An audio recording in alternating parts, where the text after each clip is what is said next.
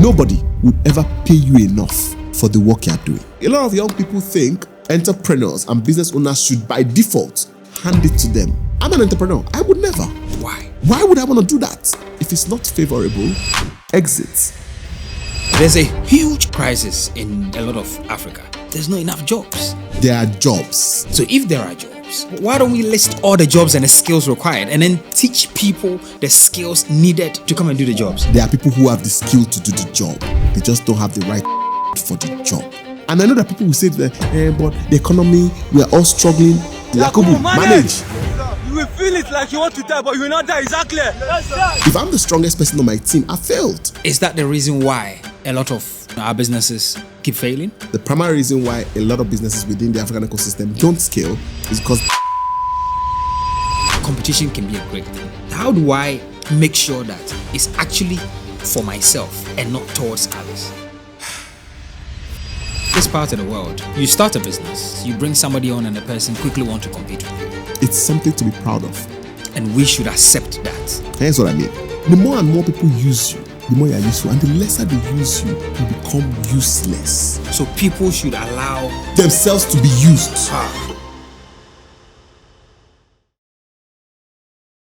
Most people who own businesses would rather focus on their business and then run their business.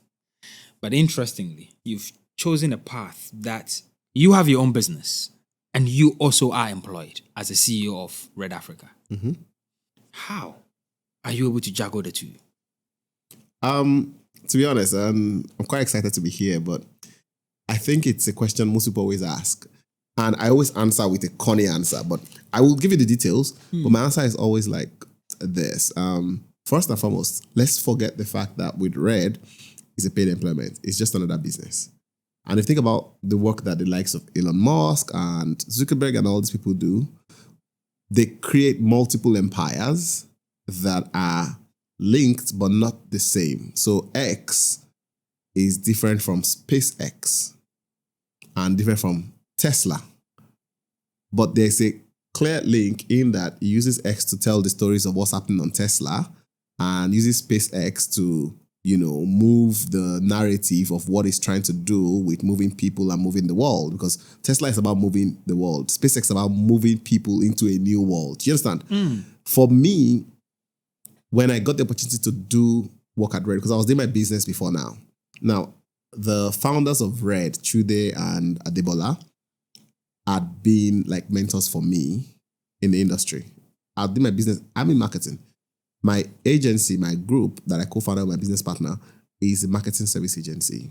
It's digital, it's experiential, it's tech. All of the other things within the group is around marketing and how to move marketing forward. Essentially, it's for the love of marketing. So when the opportunity came to lead the group at Red is marketing communications. Right. I had never done marketing communications. I had done marketing, sat in the room with marketing communications experts and thought, maybe you should do it like this. I had an idea or give them a suggestion. But remember, I wasn't the one doing it, so they had to do it. So whenever I'm like, you know what? If not, why not? So I went and did it. And I'm doing it. When I first got in, I'm not going to lie to you, it was harder than I thought. I was thinking, I'd done this before. Easy peasy. I would crush it. I'll go into a room and I'll be the dumbest PR person in the room. There are people in the room who are smarter than me. But I've always been very comfortable with learning. So I have no problems being in a room where an intern knows what is happening more than me. I'll sit down there and ask the questions. Because I've learned you can only be dumb once. You really should only be dumb once. Once you learn, the evidence of learning is performance. So I sit in a room and I'm learning. I'm like, I leave a room and I go and read. I've gone to many meetings, say something, I'm like, I'll be taking notes. You think I'm taking something serious? I'm the CEO. And I'm like writing notes. I'm like, what I'm writing is things I need to go and read up. Yeah. So I leave the room and I go back and I read. And right now I go into rooms and I'm the smartest person in the room. But the thing is, Ayodeji, you were employed to lead a company. Yes. Most people that employ CEOs is because they want to step away from the day-to-day growth and strategy of the business. So they want your full attention. Yes. But then you also have the people company. Again, I will use the analogy of other great people because if other people have never done it before, then I will say it's not doable. it would not matter, right? If, for example, the opportunity came for me to acquire a business and I bought a film company, does that mean the company will fail because I'm doing my own business?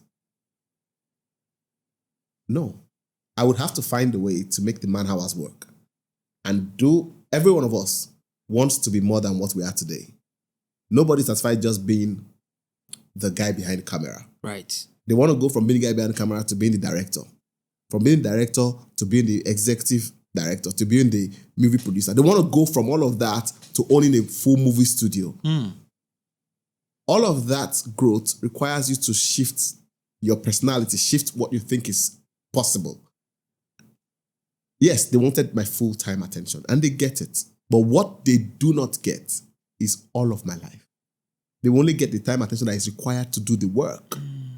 What is the work that I'm required to do? Lead the organization. I am doing just that. Every day I wake up, I ask myself, what needs to be done in this organization today? We have 24 hours. Did other things lose importance? Yes. Those who know me know, I love game. I would play games all by myself. I can sit in my room, play Football Manager till morning because I love playing games. I love football. I love watching football games. I watch football matches. Before I took the work at Red, I'll probably watch 4 or 5 football games in the weekend. Nice. Because, again, I have more time on my hands. So I'm like, Manchester City is playing today. I want to watch it. It's not my business. I'm a Manchester United fan, by the way. Hate on it all you want. Yeah, but you guys lost yesterday. It's okay. It's okay. It's okay. Like I said, hate on it. I mean, we're better than us now. They're bottling everything. So, but the thing is, as much as I love sports and I love playing games, when I got this job, I knew I needed to give up something. So I looked at my time and I said, you know what can go? The games have to go. So if I'm going to spend my weekends doing work for other people, then something else will go. So I'll give up the games and give up the movies. There's a lot of movies I want to watch. I'm always writing them. If you check my movie list, it's always piling there. Great movies. I was checking Prime the other day. I put up, I'm like, wow, that's a great movie. I thought about it. Do I have 2 hours to do this? I'm like, no, I need to review that document. I need to check that email. I need to do. I'll play the movie, put it on pause. That's my cue to go back to it mentally. Right. I may never go back. But you know what it does for me? It tells me there is something else to be done. Now, here's the thing. I do take a lot of breaks. I take breaks. But most people think that you should take, I've learned, I may not take 2 weeks break. I may not take 1 week break from work. What I do is I'll take 3 hours. So on a Thursday, for example, if I feel like all my work is done at 5, I'm not the type that you catch at 5 o'clock, I'm going out to go. No. If I'm done at 5, I leave. Get home early and go and watch that movie. Because the work was done at 5. Yeah. Now, what most people do, and this is where I realized that the trick is, a lot of people complain that they don't have time. What I've realized that a lot of people have the same 24 hours. What happens is, how did you use yours? More often than not, in fact, I saw something on social media the other day about a couple who started a challenge on social media, and they're going to have sex, but because their sex life is struggling, what they started to do was every day before they pick up their phones in the evening to relax, they must have sex. I see. And it sounds like so much pressure. When you think about it, they said something that was very true. Said, when they are watching movies, they're on their phone.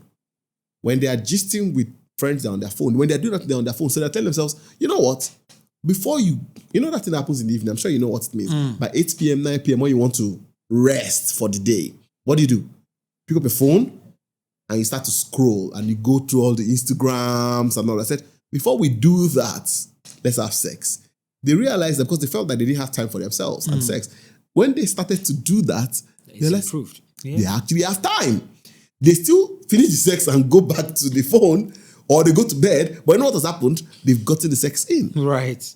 And I realized, I thought to myself, like, and it's true. We spend a lot of time doing a lot of things that we think are important, but they're not really important. They're just time wasters. They're time fillers. All of us have a lot of time fillers. I have a ton of time fillers.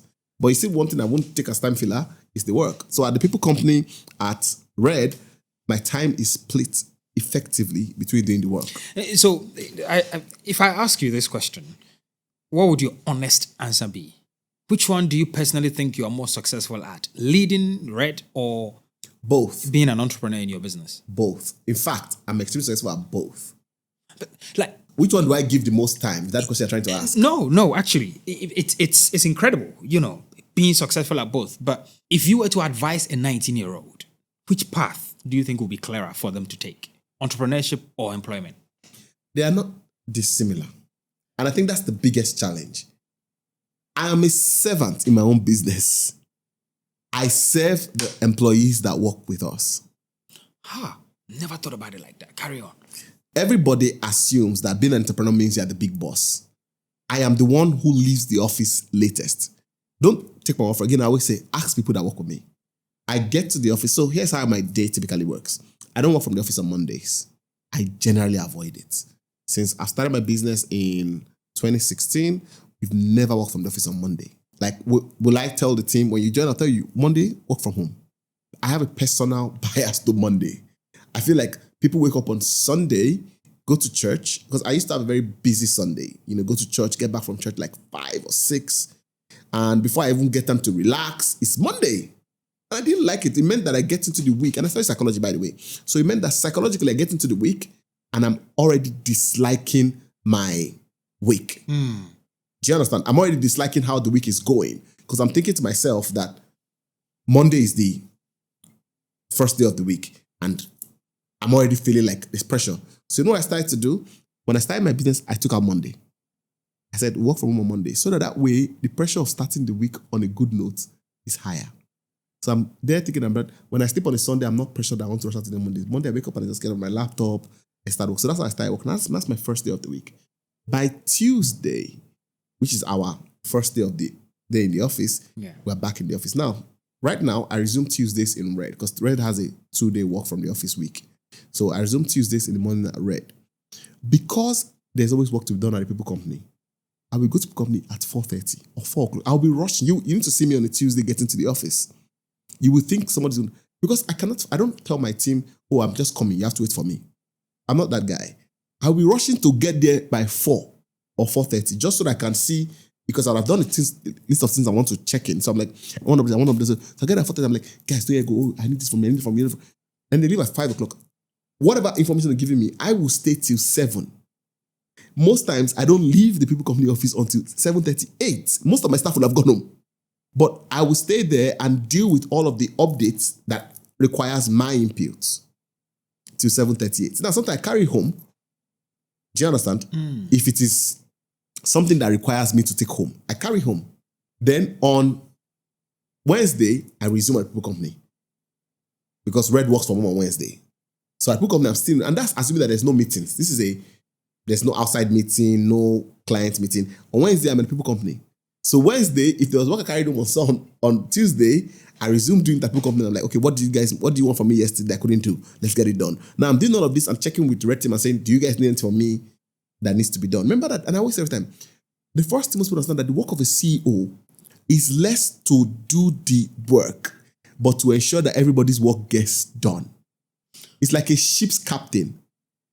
Never saw a ship's captain that is white is not white. A ship's captain is not the one who is down there dredging the sand. The ship's captain stands at the end of the boat, holds the wheels, and is looking at the map and the graph and saying, north, we're going northeast 30-something latitude and all of those nice call-outs. You understand what I'm saying? Yeah. It's not the one who even changed the dial of where the ship turns. His job is to ensure that we are on track. Yeah. More direction. Less execution. But as an entrepreneur, it's the same model. The mistake a lot of entrepreneurs make is that if you stay in the job of officing, like I always say, when they ask me, when I say chief executive officer, your chief executive officer means you are the chief officer. All your other officers must be officing. If you are not that there, then you need to first do the work of getting your team up to speed. There's something I do. My team knows. I only hire people who can do. I cannot hire you if I'm going to be doing it for you. Everybody around me, everybody that works with me, I don't do their work. I struggle. I get very upset when I have to be the one to do your work for you. If my HR cannot deal with an HR problem, then there's a problem. Why did I hire you? I'm the highest servant. because my job is to make sure that all of you are happy. So my job is to look around and say, in fact, when I started my agency, when me and my partner started the agency, I was earning the least. We hired a CEO very early in the beginning of our agency. Very early. 2 years into the agency, we hired someone who was going to lead. I was there.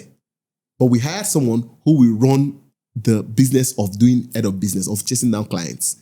I could do it, but I already knew very quickly that I would need my time differently. So I hired someone who was earning more than me in the company. Because the goal is not to earn the highest. The goal is to build long term. So I will ensure that, no, can you do more than me? Yes, you can. I will pay you more. Do it. So that I can do other things. Because time is the highest commodity. Time is the real resource. So the more I can keep my time, the more I can do. All I've done all my life is buy myself more time. So when I see a project and I see that I can't do it, I find someone else that can do it. Get it done. Earn from it, but get it done. I think you were about to make a statement about the mistake that most entrepreneurs make. Yes. Most entrepreneurs, that they want to be the ones to do it all. Right. I've seen a lot of my friends, a lot of people who do businesses who don't scale because they are in the work of doing it. A good general is not the one who carries guns and go to the front of the line. That was how they used to fight the war in the 80s. In the 80s, in the era of Alexander the Great and all those guys, where you would lead from the front with the sword and all of those things. They killed the general, the war is ended. Everybody knows this. Once they take out the general, there's no war. Who's going to plot the strategy? And in this case, the entrepreneur is the general. It's the general. You cannot be the one who is the game of chess. Who do we protect? The king and the queen. As a matter of fact, the queen is sacrificed to keep the king alive. Yeah. So your job is to ensure that everybody else in front of you are useful. The pawns are stronger. If you look at the generals of the king is the weakest piece on the board. The weakest, it can only move one step in every direction. If you know the game of chess, it's just one step in every direction. The queen, who is the second in command, is the most powerful. So I always make sure that the people who work with me are the most powerful. I have a great resource on the red team, Brukame. She's such a dynamite. Like I would go to sleep knowing she's got it. So I ensure that I have those kinds of people around me. What's the point? I'm not going to be if I'm the strongest person on my team, I failed. The pawns can become a queen. Have you ever seen a pawn that becomes a king? No. A pawn can become a queen, meaning they can go as far as the end of future and become the greatest. But you know what you cannot be? You cannot be me. So there's got to be only one me, a ton of queens. As an entrepreneur, if you become the strongest person on the team, you failed. That's a statement you just made. Yes. So is that the reason why a lot of our businesses keep failing? A ton of reason why. In fact, the primary reason why a lot of businesses within the African ecosystem don't scale is because the leader is the smartest person in the room, or wants to be the smartest person. Might not be the smartest person, but wants to be the smartest person in the room. The leader wants to be hailed as the greatest. Usually, then you become the reason why that business will fail. The greatest businesses, you always find out that their generals are usually always smarter. For every Steve Jobs, there was a Paul Allen and all those guys who were doing the work. Yes, you have to have the vision. The vision must come from the leader. But the actual execution, the brain execution, has to be somebody else who gets it. I was, again, to use football analogy, this season, everybody's talking about how great Pep and how great Pep season has been. What they are not seeing is that Pep hired a new assistant this year. Pep, his name is also Pep too, Lindas. He used to work with Klopp. He joined Pep's team and they've been talking about how innovative he is, how he's added more tactical moves and all of those things. I'm thinking to myself, go and look at Pep's assistants. They are all supposedly greats now. Which means Pep was not the only genius on his team. Ateta was his assistant. Maresca was his assistant. These were all his assistants. Right. Meaning, he also surrounded himself with people who were smart. Because if you think about the work Ateta has done with Arsenal, it's incredible. Imagine if he was working with Pep. Imagine the two of them together.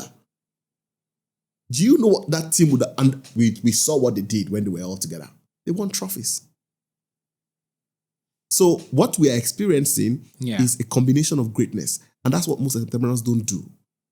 You have to be able to marry your greatness with somebody else's own, because that's how you become greater. Well, the problem is that this part of the world, you start a business, die hard, for that business. You bring somebody on and the person quickly want to compete with you.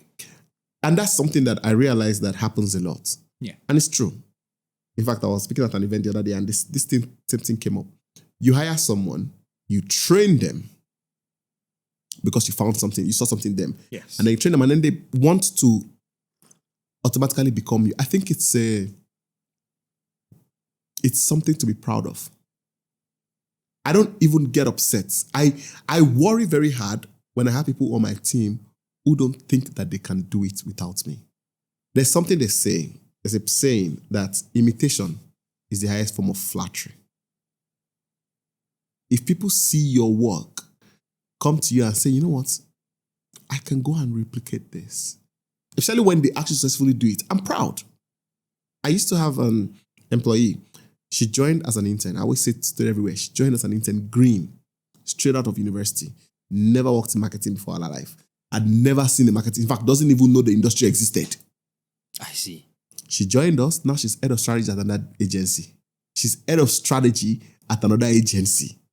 When she joined us, we put her through the paces, client partnership strategy. When she left us, she was a strategist. When she left us, she's head of strategy. I'm so proud that another person sees someone that started here and said, this person can head my strategy. Do you know what that tells me? Let's say when the two boys that founded Flutterwave. Yeah. And then the other person before they even raised money, the other person ran away to set up another one. A competition for the same business. It happens. And it's the circle of life.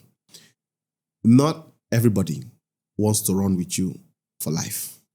And we should accept that as a reality of life. Once you accept that, you stop competing with them. You start competing with yourself, and which is the only competition you need. You start to push yourself because you know very clearly that this person may leave and it will be okay. So what do I need to ensure that when this person leaves, I don't feel naked? I've never hired someone that I cannot shake his hands and say, thank you for your time. I've hired people that left me when to go and start up under agency, and I'm excited. I'm like, do you? I've hired people that left me when to go and join competition. Do you? You genuinely believe that competition is healthy? Because if you are not competing with them negatively, I'm competing with myself. You know, I have no concerns that, because whether or not I tell you not to, you will still do it.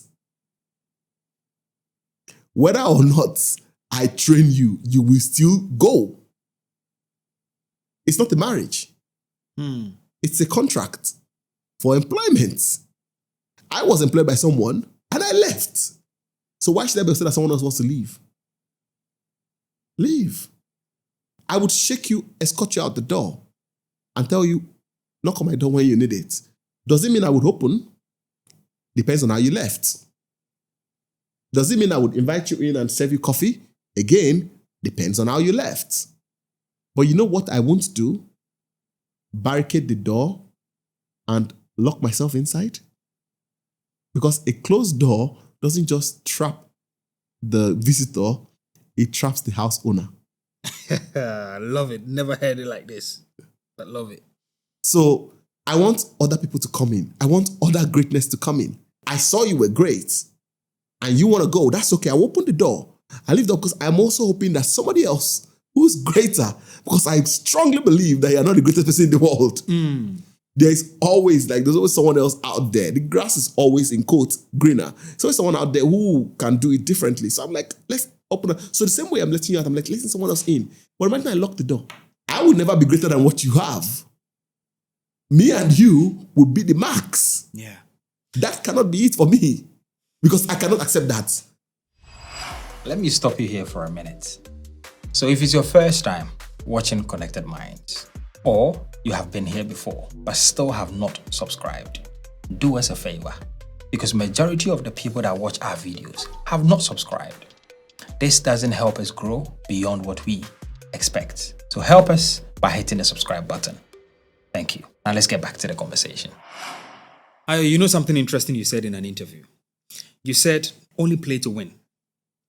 And I think it was an interview where you were saying, why play the sport anyway if you are not going to win? Yes. Now, does that mean people should quit their careers, their businesses, their endeavors if they can't be the first? I don't think anybody should quit anything if you can be the first. I have a strong belief that if you go into a particular spot, knowing fully well, convinced in your mind that you are going to not be the best, you have no room to grow beyond where you currently started from. Why do it? So if I'm starting a company today that is supposedly going to compete with Red Africa as a group, you have to strongly believe, first and foremost, that that company will be as great as Red Africa, at the very least. And if I don't have that conviction? Then you're wasting your time. Because if you cannot convince yourself of greatness, how would you convince somebody else to follow you down that road? Every sport, I play games. Some games I don't just play. For example, I would play combat games, but I stopped playing Mortal Kombat and the likes because I realized very clearly that I didn't have the patience to learn the skill. There's time in my life when I could do it, all the back, forward. I could do it. But I realized I didn't have the patience to learn it, to be the best at it. So I stopped playing. Because my cousins would beat me to stupor. And I realized, hold on a minute, they're quite good at this thing, but I'm not good at it. Why compete? How do you feel when you lose? Oh, I don't like losing. How do you feel? It's hurtful. It's painful. It's a disturbing process. So I don't put myself through that. I'm okay with losing when I'm sure that there's a possibility of winning. Let me explain. I play PS and I play fighter games, Street Fighter and the rest, and they will beat me. And knowing how long I have been playing the game and how much time I need to play the game, I realize I cannot beat these guys. I don't have the conviction or the patience to learn the moves or move the keypad the way they do it. I've tried. I've seen myself truly put in the effort and I realize I cannot beat these boys. You can't go through that pain. I won't go through this pain because I don't have the dedication for it. So you know what I did? I stopped playing those games. I started playing football. Because you're good at that. Because I was good at that. And you know what I did? I changed the playing field. So when I want to play, I'm like, you want to play PS? I'm not playing Street Fighter. Don't worry, we'll get to play Street Fighter. Okay, I'll play football. I play football. Then I will beat everybody. And then what happens? The rules of the games have changed. So now we are no longer playing by their rules. We're playing by mine. And on my thought, I'm the greatest. So here's what happens eventually. They stopped competing with me and left me to be great by myself. And that's okay. Nah, I'm just about to explore something. Just 1 second. How many siblings do you have? I have 3. Well, 3 for my mom. And how many of them are, quote unquote, as successful as you are? What do you mean by success? Financial success? Well, financial success, yes. Honestly speaking, because I'm the second born, it's a little tricky to define because again, this is in Africa, we define success by age and all that. But my brothers are fairly successful. My elder brother is really successful. I don't know what his finances are, but again, I only know mine because men, we don't. But you know, the family call for contributions. My elder brother and I are at par. Right. And how does that make you feel? I'm quite comfortable with it. Like I said, it's my elder brother. I don't care. Okay. So at this point, on the 9th of September, Connected Minds Live, we're meeting at Kumasi, Oseikro. Don't go anywhere. Just stay right here with me. But if you want to get a ticket to our entrepreneurs event in Kumasi, the details are in the description and you can also check in the comments. You don't want to miss this. I'm trying to understand because I've figured out in this conversation that competition can be a great thing. Yes. But do you also have a very competitive mindset? With myself? Yes. Which makes me start to think around. I'm like, okay, cool, right? There's a 19-year-old watching us, Kechuku, whoever is watching us. And then he's thinking, that's a great mindset. But how do I make sure that it's actually for myself and not towards others? So I always say, there is no, you mentioned about my brothers. I grew up in a home of boys. We competed with each other. We still compete. My younger brother is so competitive. I'm always like, if you just ask me, I will help you. But he'll be like, no, why? My younger brother is like, I don't need your money. So you see why we can't measure wealth? Because there's a sense of, I don't need you to help me. I would be fine all by myself. Some other places, it might look like pride, but I see it for what it is. We have this innate ability as boys, my family, where we constantly tell ourselves, if I won't be successful by me, then it will be unfair to expect the world to give me something that I myself cannot go and chase. For a young man growing up in Ghana, Accra, Nigeria, I'll say this. It won't matter if you yourself are not comfortable with accepting your limitations. First and foremost, a lot of us assume that all of us can be successful the same way. We can't. I know my limitations. I quickly discovered, I told you, the reason why I quit Street Fighter to play football is I knew very quickly that I had limitation with how much I can learn of Street Fighter. Once you are able to accept your limitations, you know what happens next? Your brain starts to focus on only your strengths. If you say, you know what, I am not great at reading books. It's okay. It's such a relieving space. When you say, I will not be the type that will read books, but I know one thing I'm good at. I am the type that would take a note and I can go online, make a research and find the information. Once you find that thing that is your strength, own in on it. Leave the weaknesses. Most of us major on our weaknesses and we're trying so hard to cover them so that the world doesn't see them. The world has seen it already. That's why it's called the weakness. The world can see that you are not the smartest in this space. There's a popular proverb, I don't know if it's a proverb, but there's a popular analogy. A fish on a tree looks weak, but put a fish in water and it will thrive. The same way, a bird on water is just simply prey for a fish. But put it in the sky. It's the king. Find your spaces. In fact, I always tell people, ignore your weaknesses and ignore it, not like abandon it, but don't major on it. Focus on your strength. Refine your strengths. Refine them. Find people around you who are great at this, your strength. Refine them. And then find people around you who know your weaknesses and are better than it at you. Use them. Let them use you too. That's why the problem always struggle. People always struggle with people using them. There's a saying that my friends had in university then. We say, I am useful because I am full of use. Meaning somebody had used me excessively. So I am full of using. That is why I am useful. And I am useless because they are using lesser and lesser of me. Meaning, so one people tell me, oh, you use me. I'm like, you should be, even, and I'm going to go biblical because I'm a Christian and unfortunately, anytime I start to speak passionately like this, I start to quote the Bible.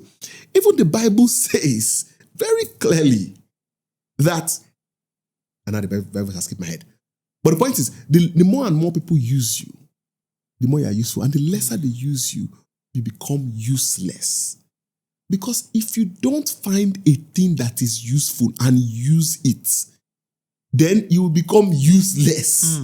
So people should allow themselves to be used. Because if you are used is where you can get training. If you are used is where you can get somebody else imparting you their knowledge because they think they are using you.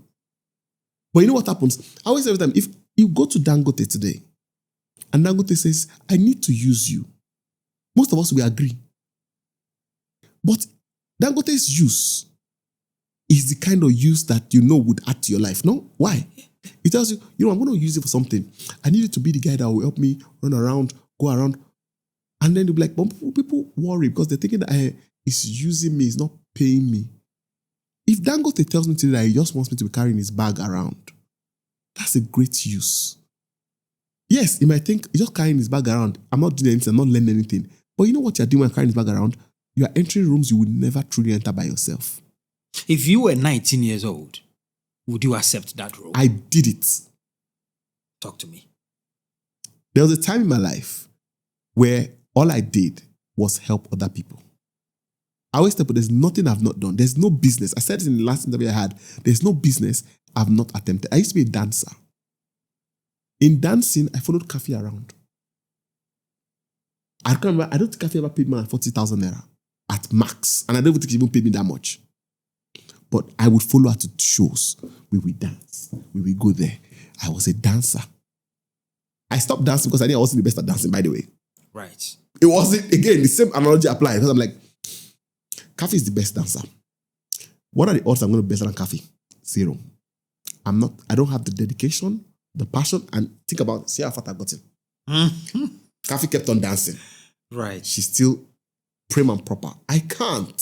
So I quickly understood that this me that is dancing is not going to be able to maintain this energy. So I stopped it. I just woke up and never went.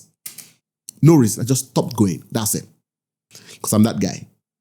The same, but in that same space, I said shawarma. I sold shawarma. I didn't sell shawarma like, oh, I was selling shawarma like it was cool. No. It was a water carrying thing. I was looking for some bros. And they had a shop, and I was standing on the shawarma machine. I'll be cutting shawarma all night till morning, and I'll be making shawarma and all of that. That taught me the value of hard work. I was a mechanic at some time in my life. Yes. My mom saw one day, I was like, you're playing too much on the streets. You want to be a mechanic? And I went to, yes, to be a mechanic, and I learned how to be a mechanic. And I can go on and on about things I've done. I've done pure water business. I've worked on pure water shop. I was my auntie's place, and she said, you cannot see me in the room. I started making me do pure water, and I did it for months. I will do and deliver pure water. I've hawked. All of these things were people using me. Do you understand where I'm going? Yeah. None of it was me serving and making money. Right. I was a game, I play game. I used to have the word for it here in local parlance is onile, but like game operator. You know, I had a game shop. Right. I was the guy. People come to play and pay me. I was the guy. And I had to learn how to play the game so that I could beat people so that they would leave the game. You know, when they come and play, the winner never stands up. Okay. So the only way I could force the guy to leave the pad so that other people can play to beat him. So I would learn. So when everybody has gone home, I would sit down in the shop at midnight and I'll be playing the game because that guy, he played till yesterday and he still has another game. Because you know when you play the game, back then you play, when you're closing, you'll be like, I'm still carrying my champion to tomorrow. Which champion guy is tomorrow? So people that are coming tomorrow will not play because they will play, but they have to play against some people. That are like, I'm not playing against him. So we'll be like, okay, I'll give them time to play themselves. When they start, we'll come back in. I'm like, what's this? I was a friend of mine. He's in Austria now. I learned how to play games so I could beat him. But you see the dedication I had to the craft. I did not have to do that. I was only employed to collect money. But because I wanted to make sure that we made money off that business, I learned how to play games so I could beat the guy. Yes, of course, I was a child, so I also needed the fun of it. But my point is, my brain had always, and my training and my refinement has always been that use and be used.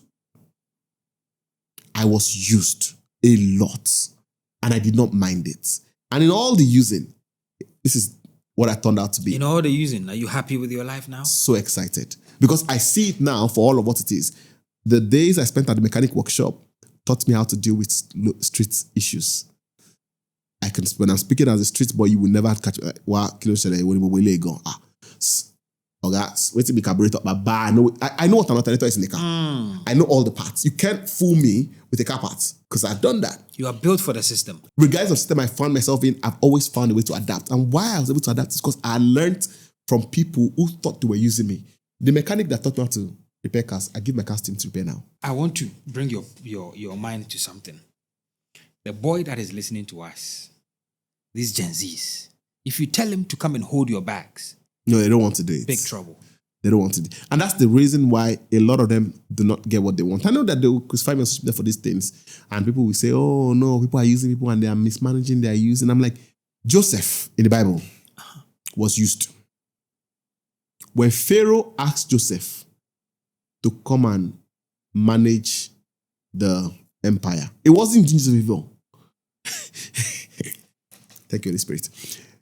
The Pharaoh was not doing Joseph evil. He wasn't trying to help Joseph. Here's what happened. Joseph was in the prison because Potiphar's wife tried to sleep with him and he said no. And then they jailed him. When the baker and the butler gave their dreams and then they killed one and the other one called the other one, Joseph, and they said, oh, there's a guy in the prison. He has interpreted dreams. What do you think Pharaoh asked for? Pharaoh had a problem. Pharaoh had a dream and he did not know the answer. He had wise men who he was paying, who were at his service. They could not give the answer. He said, call me that dreamer boy in the prison. They say he can interpret dreams. Let him come and interpret my dreams. And God help him. Let him interpret that dreams very well. When Joseph came up and interpreted, you think Pharaoh did it because he liked Joseph? Pharaoh wanted to use him. Right. It wasn't for the love of Joseph. It was for the sake of Pharaoh's dream. Pharaoh used him to interpret his dream for free. Did not even promise him anything in return. There was no reward attached to the dream interpretation. Joseph interpreted the dream. Pharaoh said, that's a good dream interpreted. So since I interpreted, it's you that will solve it. In other words, you have created the problem, go and fix it. Right. Again, none of it was to Joseph's benefit. It wasn't a reward. It was you found the problem. Imagine Joseph did not fix the problem. You think Pharaoh will bless him? You told Pharaoh that you're about to face famine, your family is about to go through a lot of pain, and he said, go and fix it. Imagine Joseph messed up at that job.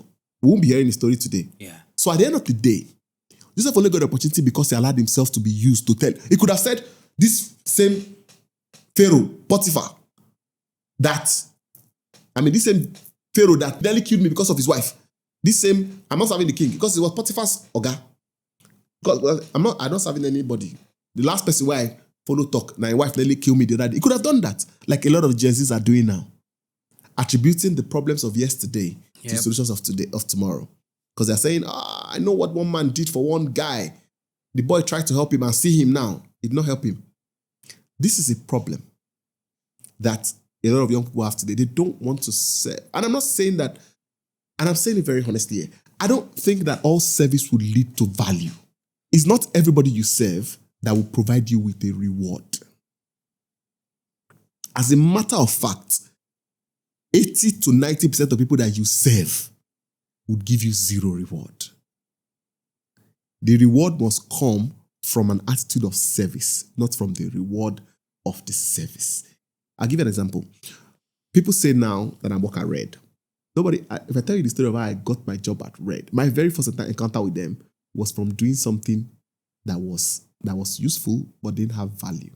Red was in charge of an account called BlackBerry back then, the BlackBerry devices. Right. They came to Unilag where I was a student and they posted notice board, and there's these stickers on notice board that they do, and said they are looking for, BlackBerry is looking for ambassadors, and they want people who are cool, the coolest kids on campus, and they were asking for a lot of things. And this was an era where being a cool kid required you to be, again, was a real prestigious role.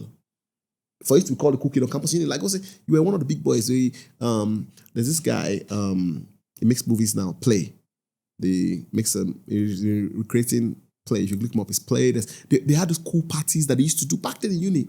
They were the cool kids. So when BlackBerry came to campus, they were looking for those kinds of kids. We're talking people who currently, right now in the entertainment industry, are like the big banners. We're talking the real cool cats of Unilag campus. Like, they wanted this, they defined them, and you could clearly tell who they were looking for. And then they wrote it there. Guess what they're offering them in return for the cool kids? BlackBerry shirts, bags, and a BlackBerry phone. In the era when all the kids had BlackBerry phones, all the cool kids already had BlackBerry phones. It's like someone coming and saying, I'm coming to campus, I'm looking for the coolest kids, all the hottest TikTokers. If you're trending, if you're like the pillar of the future, you are this, you are that, and guess what I'm going to give you in return? A new iPhone 17 Pro Max. Maybe. They didn't say the big one. Said this one, it was like an iPhone 17 Pro Max. It was like, they're going to give like an iPhone 14 or iPhone 15 type thing, iPhone 13 Pro Max, nice t-shirts, branded iPhone, and face caps. This is your opportunity to be cool with iPhone. How many people will take that job? A lot of the cool kids on campus refused. Of course they will refuse because it wasn't exciting. I look at it, I'm like, I was considered a cool kid. I'm like, what's so wrong getting a new phone with my phone? I already had a BlackBerry. I'm like, what's so wrong getting a BlackBerry? No, nothing. But I will say I'm a BlackBerry ambassador. Okay, that's not enough. And I filled the application. I wrote it, I made my I filled the application, filled it diligently. Where 10,000 people who applied. 10,000 across the country. Wow. Shortlisted to 3. Shortlisted. We did multiple interviews. From 10,000 to 500 to 50 to 10 to 3. And they picked 3 of us. And when someone asks me, so why do you want to do this? They ask me like, so what do you think you're going to get from this? Like, what is in it for you? Yeah. Because it makes no sense. Yeah. You're supposed to be a cool kid. Why? I said, I just wanted the opportunity to do something different. And what's there? It's BlackBerry. It's cool enough. I was okay doing it just because it was BlackBerry. I could have done a lot more things that would have been cooler. That job, then they eventually put a salary to it, which was funny. They didn't offer a salary, but it was a salary. Okay. It was a salary that if I mention now, people will be like, it's a lie. And they would pay me that kind of money at that time. Yes. I'm talking 2009. They pay me real cool money. It was ridiculous. And I was thinking to myself, and that's when I met them at Debola and Chile for the first time. I see. They had that. It was their project. So again, think of where I started from. I was doing it not because the money was involved. I did it because it was cool.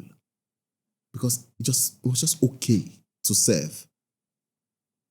And now, that same opportunity led to a point whereby 15 years later, they came up and said, you know what, do you want to be CEO of the group? I said, yeah, if not, why not? Again, I always say it every time. If I tell you the revenue of my business and the revenue of Red, it will shock you because I make more money on my company than I make it Red. Right. I say it with all my full chest. I earn more from my business than I earn from Red. So it's not a salary thing. But yet, people will ask me, why you didn't? Everybody knows me now for Red. Yeah. But if we talk about how much money I'm making, I do more in Rikisa. I do more at People Company. But you know why I do it? Just because I can. And that should be the only reason. If you can, why not? Why not? What is the downside to doing great things? You know, I think I'm going to ask you this question again because, interestingly, a lot of the people that listen to us, they are either entrepreneurial or they are thinking of starting. But here comes you that are saying that it's cool to serve. It is. And through your service, you will get rewarded. Mm-hmm. Do we look down on 9 to 5 and entrepreneurship? Entrepreneurship, yes. Yes. One of the richest men in the world, Paul Allen, was an entrepreneur. Entrepreneur. Right. He worked as a staff at Apple or Microsoft. I'm not sure which one. I think it was Microsoft.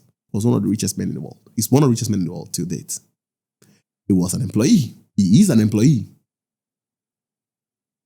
Footballers are employees. Most people assume employment is all 9 to 5. Footballers have a strict regimen. You're going to argue because it feels like it's fun. You feel like it's a fun engagement. No. I'm actually not going to argue. I'm going to make a statement that there's a huge unemployment crisis in a lot of Africa. Yes. African countries.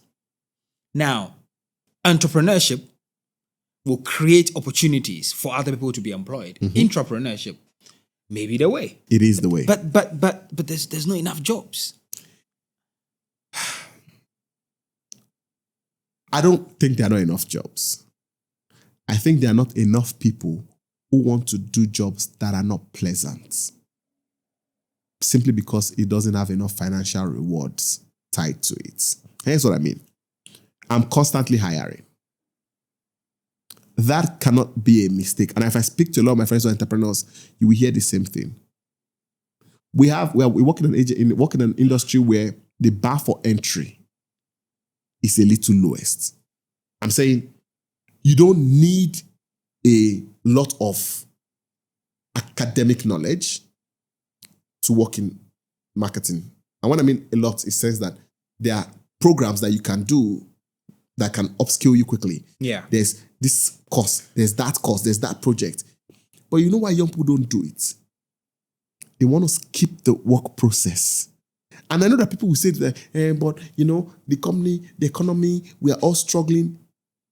There has never been an easy time. When I was starting out, we were struggling too. When our parents were starting out, if you had asked them then, it was struggle for them. Right. The only difference is that is when they look at our generation, I'm like, we actually had it easier. What does that tell you? If you don't do it now, a generation that will come after will tell you, they had it easier too. Because I'm looking back and I'm thinking, it was easier for me in my time. But I remember that when I was coming out into the industry, it was hard too. I thought it was the hardest thing I've ever going to do in my life. It was hard. I had to go and learn this, I had to go and learn that. I was struck. I was like, wow, there's a whole world I don't know of things. But I persevered, went through the pain. Now I'm on the other side, I'm like, yeah, anybody else can do it. It's easy because I've gone through it. I'm like, yeah, you can do it. You can do it. It's not like that. You won't break. I mean, what else? Yakubu, manage. You know, it's a real Yakubu manage situation. So for young people, the honesty is that they would always say that there are no jobs. If you go to the US, there are people who still believe that there are not enough jobs in the US. There are people who tell you that, there are not jobs. The government needs to do more to provide jobs. It's part of the things that Trump is always selling. We're going to get more jobs in the economy. We're going to get more jobs in the economy. We in Africa think, what do you mean? Just get me there. Why do we think so? We think that once we just get into that place, there are jobs. My family is living in the UK. People used to do that. Once you get to the UK, there are jobs. But there are no jobs too. But here's the thing. There are jobs. There are just not enough skilled people to do them. This is what a lot of the time I really don't get. So if there are jobs, why don't we list all the jobs and the skills required and then teach people the skills needed? Because the jobs that are there are not skill driven. It's attitudinal. You get the job because of your skill. You lose it because of attitude. More than 80 to 95% of the time. Okay, talk to me. There are jobs. There are people who have the skill to do the job. They just don't have the right attitude for the job. And you can't teach attitude in schools. That is self-taught or from home. So when you find a lot of jobs, I said every time, I'm hiring. I'm always hiring. I kid you not. It's so ridiculous. I don't think there's been a month in the last 3 years that I've not needed a new person. It's not because I sack someone. It's because I will hire someone, something will happen, then we go. I've only sacked maybe 4 people in my entire life. 4 or 5 people. And I've probably worked with over 130 something staff. At least across. I'm ballparking here.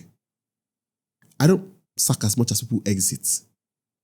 Because when you quickly realize that when someone comes in, go to the rigor, they realize, this guy's never paid me well enough for all this hard work. Yes, and it's fair. And that's why I'm always very shaken, because I'm like, I said to my driver this morning, I said, nobody would ever pay you enough for the work you're doing. Show me somebody who is paid enough salary for the work he's doing. I'll show you a lazy person. You can ask anybody in this room that if they think that the salary they're earning is commensurate to the work they're putting in. Why? Because if you are really putting in the work and you are seeing the results, you would assume fairly that you should be earning more, because the results will generate more income than you are earning. And you start to accept that, hold on, they are paying me, let me use Ghana cedis. They are paying me 200 Ghana cedis. And this company is making 3,000 Ghana cedis for my work. Obviously, you might as well pay me 400. Because obviously I'm making more for you. Yeah. So what then happens? That dissonance is why you would say, I'm changing jobs. And you go somewhere and say, guess what I did for them? They were paying me, I'll get them 3,000 Ghana cedis. But if you pay me 500, I can still get you 3,000 Ghana cedis. Then I'll say, you know what? No. I'll give you 500, but you give me 6,000 Ghana cedis. You're like, no. Okay, we'll agree at 4,500. I'm like, okay, great. Now, when you start to bring 4,500, you're like, hold on a minute.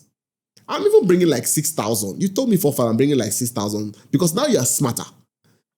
Why am I not getting 800 Ghana cedis if I'm able to bring 6,000? Then the boss is like, but I mean, if we're being honest, we gave you the resources to help you to achieve it. I'm like, okay, I see you don't like me here. And then you go to another job. Same thing. And then repeat the model. So you see, you can never truly be paid your equivalent. Now, when you start to work for yourself, you now realize why you can't pay it. Because once that we now realize, because if I pay him 800, then I have to pay 300 people 800. How much is left, sir? And I still have to live the lifestyle I want to. So everybody gets into that cycle. It's normal. It's the cycle of life.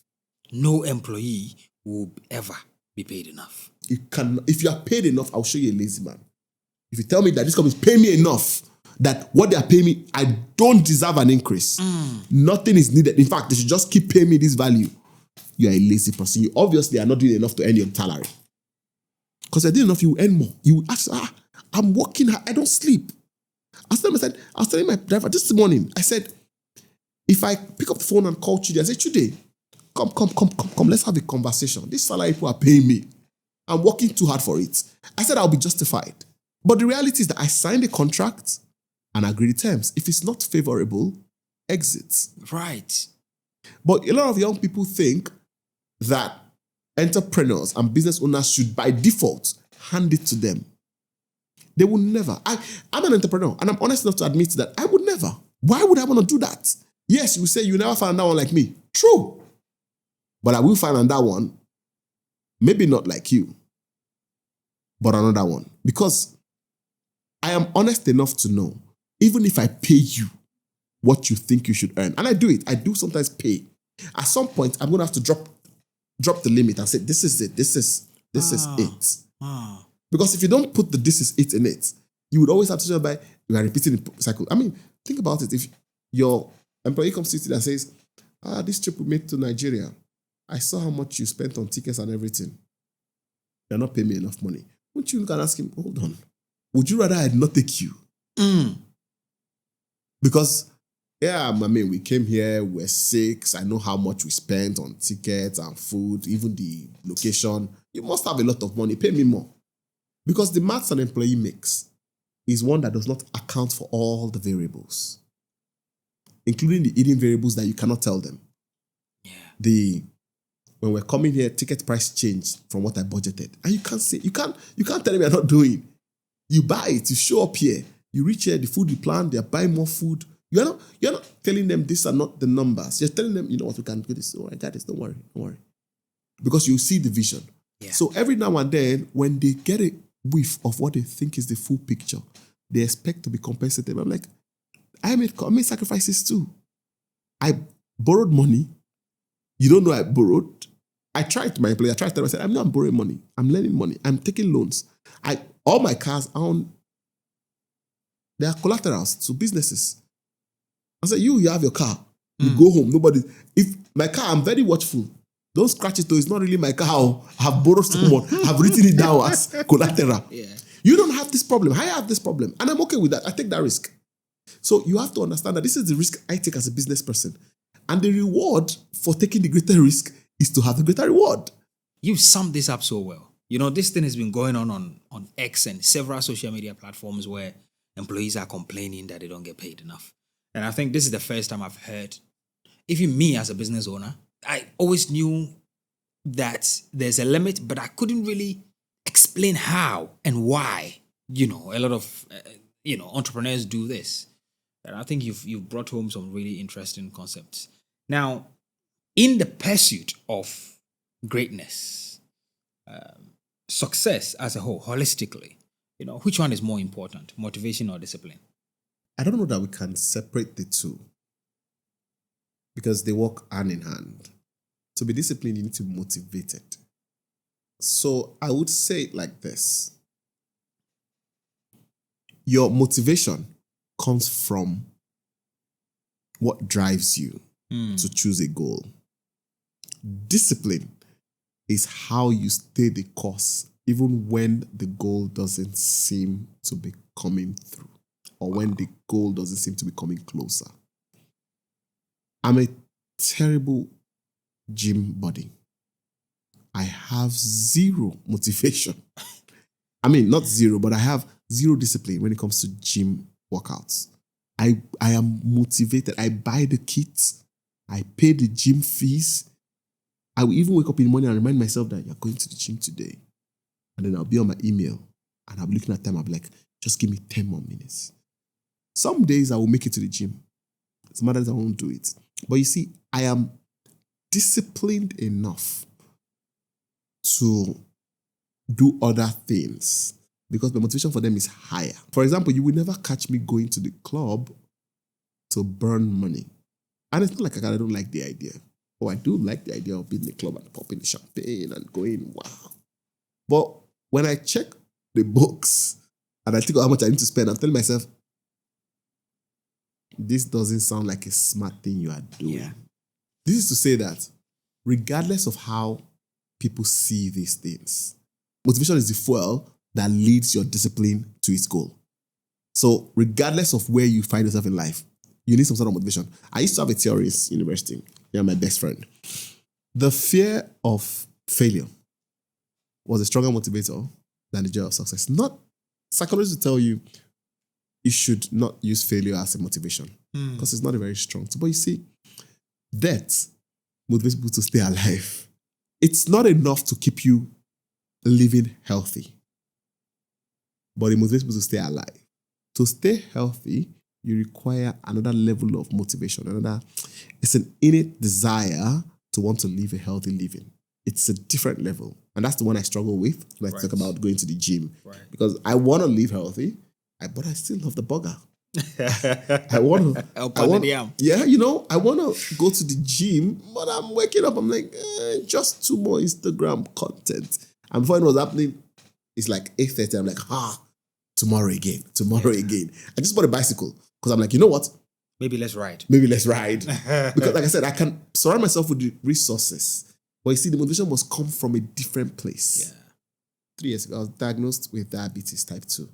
It's the first time I was saying it on any TV. I was diagnosed with diabetes type 2. And I was like, not today. We're not dying anytime soon. So I hit the gym. I did it right. I hit the gym. I avoided all the sugar. I stopped. I went. I did everything. And then I diagnosed is a reversal. I stopped using drugs. Over a year now. And my blood sugar is perfect. And I'm back to eating ice cream and eating cake. But the difference is that I'm more measured. Right. Where am I going with all of this?